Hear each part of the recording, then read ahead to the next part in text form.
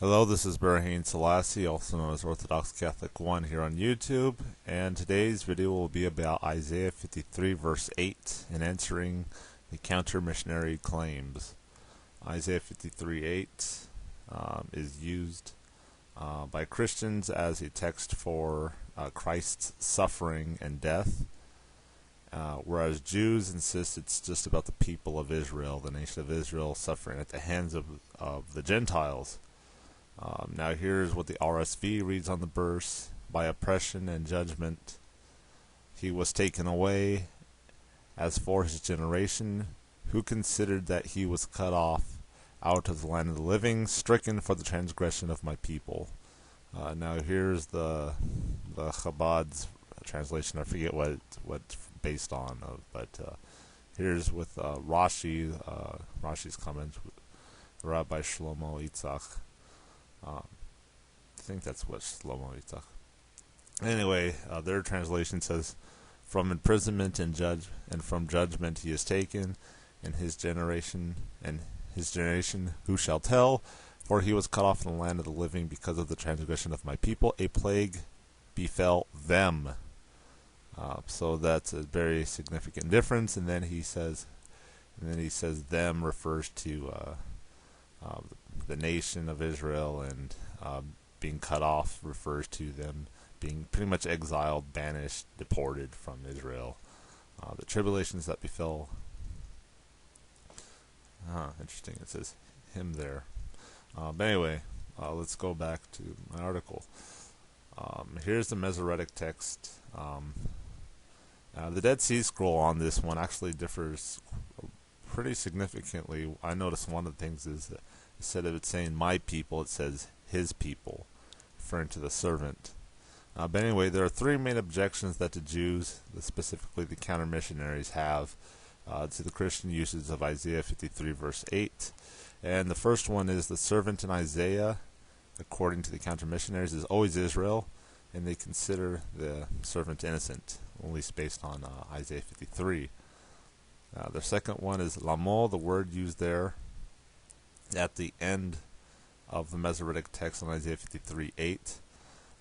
They say lamo is used in Isaiah 53:8, and properly translated always means to them and never to him.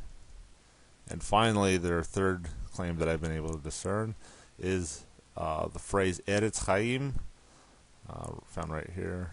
The land of the living, or the living's land, is an expression for the land of Israel, as Rashi mentions, and as pretty much a lot of Jewish rabbinical exegetes say. I'm going to show why I don't think any of these claims are actually really valid reasons to reject Jesus. The first claim, that the servant is the nation of Israel, or Israel, and that the servant's innocent. Well, my answer to this is that most of the time the servant in Isaiah is Jacob or Israel. However, also David is called God's servant in Isaiah 37:35. The prophet Isaiah is called his servant in Isaiah 20 verse 3. Eliakim is called God's servant. I think it's prime minister, but he's called the servant in Isaiah 22:20.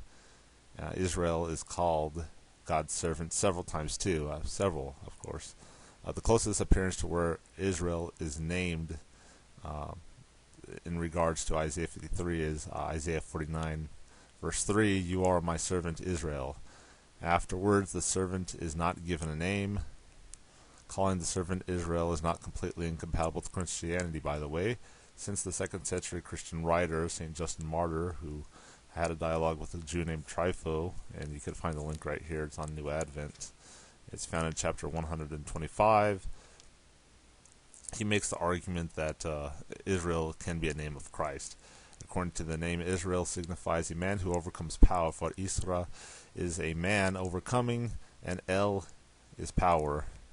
And that Christ would act so when he became man was foretold by the mystery of Jacob's wrestling with him who appeared to him, in that he ministered to the will of the Father, yet nevertheless is God, in that he is the first begotten of all creatures.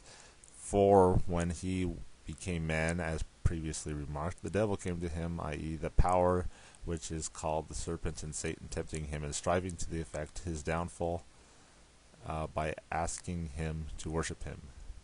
He destroyed and overthrew the devil, having proved him to be wicked, in that he asked him to be worshipped as God, contrary to the scriptures, who is an apostate from the will of God. And then it goes on about that. Anyway, but since Christ was to be numbed, that is, by pain and suffering, by the pain and experience of suffering, he made a previous intimation of this by touching Jacob's thigh and causing it to shrink. But Israel was his name from the beginning, to which he altered the name of the blessed Jacob when he blessed him with his own name, proclaiming thereby that all through him have fled to refuge to the Father, constitute that blessed Israel. So it's not completely incompatible with Christianity. Anyway, going on. Furthermore, the Messiah, as the King of Israel, would represent and embody in some way Israel. Jesus in the New Testament is often described in terms of his life in such a way that he embodies Israel's history, like his nativity story with Herod killing innocent children, or which kind of recalls the Exodus story of Moses, where Moses was thrown into the river, and Pharaoh kills countless innocent children. A number of things apply to Israel apply to Christ. However, concerning the actual people of Israel, they are not actually blameless like the servant mentioned in Isaiah 53. Even today, present Jews present Israel as being the suffering servant that is due to the wicked Gentiles unjustly, since they have done no wrong.